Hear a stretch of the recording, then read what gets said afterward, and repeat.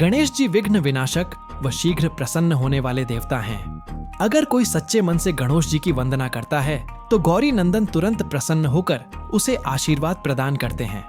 वैसे भी गणेश जी जिस स्थान पर निवास करते हैं उनकी दोनों पत्नियां रद्दी तथा सिद्ध भी उनके साथ रहती हैं। उनके दोनों पुत्र शुभ व लाभ का आगमन भी गणेश जी के साथ ही होता है। कभी कभी तो भक्त भगवान को असमंजस में डाल देते हैं। पूजा पाठ व भक्ति का जो वरदान मांगते हैं वह निराला होता है। काफी समय पहले की बात है, एक गांव में एक अंधी बुढ़िया रहती थी। वह गणेश जी की परम भक्त थी।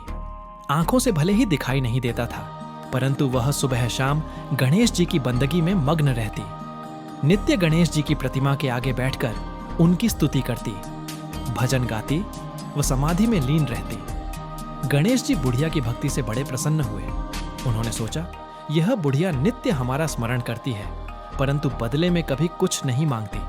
भक्ति का फल तो उसे मिलना ही चाहिए। ऐसा सोचकर गणेश जी एक दिन बुढ़िया के सम्मुख प्रकट हुए तथा बोले, माई, तुम हमारी सच्ची भक्त हो। जिस श्रद्धा व विश्वास से हमारा स्मरण करती हो, हम उससे प्रसन्न हैं। अतः तुम जो वरदान चाहो हमसे मांग सकती हो। बुढ़िया बोली, प्रभु, मैं तो आपकी भक्ति प्रेम भाव से करती हूँ। मांगने का तो मैंने कभी सोचा ही नहीं, अतः मुझे कुछ नहीं चाहिए। गणेश जी पुनः बोले, हम वरदान देने के लिए आए हैं। बुढ़िया बोली, हे सर्वेश्वर, मुझे मांगना तो नहीं आता। अगर आप कहें तो मैं कल मांग लूंगी। तब तक मैं अपने बेटे व बहू से भी सलाह मशविरा कर लूंगी। गणेश जी कल आने का वादा करके वापस लौट गए। बुढ़िया का एक पुत्र व बहू थे। बुढ़िया ने सारी बात उन्हें बताकर सलाह मांगी। बेटा बोला, माँ, तुम गणेश जी से ढेर सारा पैसा मांग लो, हमारी गरीबी दूर हो जाएगी, सब सुख चैन से रहेंगे। बुढ़िया की बहू बोली, नहीं, आप एक सुंदर पोते का वरदान मांगे, वंश को आगे बढ़ाने वाला भी तो चाहिए। बुढ़िया बेटे और बहू की बातें सुनकर असमंजस में पड़ गई। उसने सोचा, यह दोनों तो अपने अपने मतलब की बातें कर रहे हैं। बुढ़िया ने पड़ोसियों से सलाह लेने का मन बनाया। पड़ोसन भी नेक दिल थी।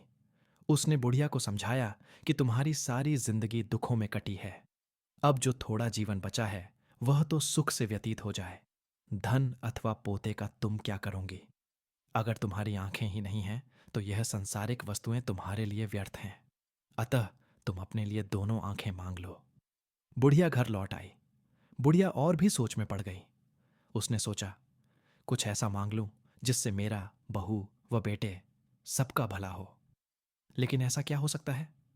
इसी उधेड़तुन में सारा दिन व्यतीत हो गया। बुढ़िया कभी कुछ मांगने का मन बनाती तो कभी कुछ, परंतु कुछ भी निर्धारित न कर सकी। दूसरे दिन गणेश जी पुनः प्रकट हुए तथा बोले, आप जो भी मांगेंगे वह हमारी कृपा से हो जाएगा, यह हमारा वचन है। गणेश जी के पावन वचन सुनकर बुढ़िया बोली, हे गणराज, यदि आप मुझसे प्रसन्न हैं तो कृपया मुझे मन इच्छित वरदान दीजिए। मैं अपने पोते को सोने के गिलास में दूध पीते देखना चाहती हूं। बुढ़िया की बातें सुनकर गणेश जी उसकी सादगी व सरलता पर मुस्कुरा दी। बोले, तुमने तो मुझे ठग ही लिया है। मैंने तुम्हें एक वरदान मांगने के लिए बोला था, परंतु तुमने तो एक वरदान में ही सब कुछ मांग लिया। तुमने अपने लिए लंबी उम्र तथा दोनों आंखें मांग ली हैं।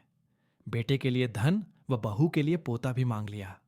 पोता होगा, ढेर सारा पैसा होगा, तभी तो वह सोने के गिलास में दूध पिएगा। पोते को देखने के लिए तुम जिंदा रहोगी, तभी तो देख पाओगी। अब देखने के लिए दो आंखें भी देनी ही पड़ेंगी। फिर भी वह बोले, जो तुमने मांगा वे सब सत्य होगा। यूं कहकर गणेश जी अंत ध्यान हो गए। कुछ समय पाकर गणेश जी की कृपा से बुढ़िया के घर पोता हुआ। बेटे का कारोबार चल निकला तथा बुढ़िया की आंखों की रोशनी वापस लौट आई। बुढ़िया अपने परिवार सहित सुखपूर्वक जीवन व्यतीत करने लगी।